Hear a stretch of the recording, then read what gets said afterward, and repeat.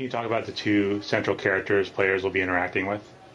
Well, you mean the character you play, Yes. Booker DeWitt? So you play a character named Booker DeWitt, who is a former Pinkerton agent.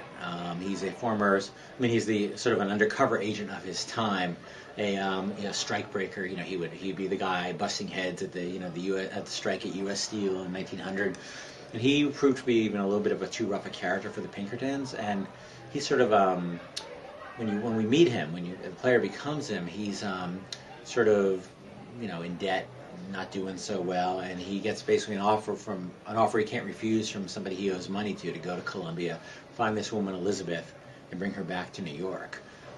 He gets into it not realizing what he's getting into when he takes this job on.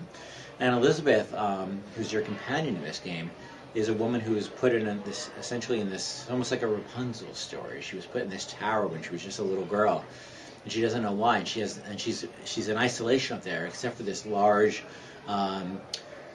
creature called the songbird. This huge, 30-foot tall, almost like bird-like creature.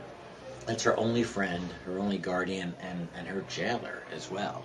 And so when Booker busts her out of this tower, she's about 20 now, and her first reaction is she's been looking out the window of this world her whole life. She just wants to go and explore it, and she's so excited. And then she doesn't realize what kind of world Columbia is when she's busted out. And it turns out she's got this incredible suite of powers that she wasn't even aware that she had. And she becomes the center of this conflict that's tearing apart the city of Columbia. Can you talk about the unique way that she interacts with the player as you go through the game? Well, she sort of has two big roles in the game. One is that she's a narrative partner for you to go through the game. She's the Hitchcock would call her like the MacGuffin, in the sense that she's the one that the various factions are pursuing in this game. She's the entity that everyone wants a piece of.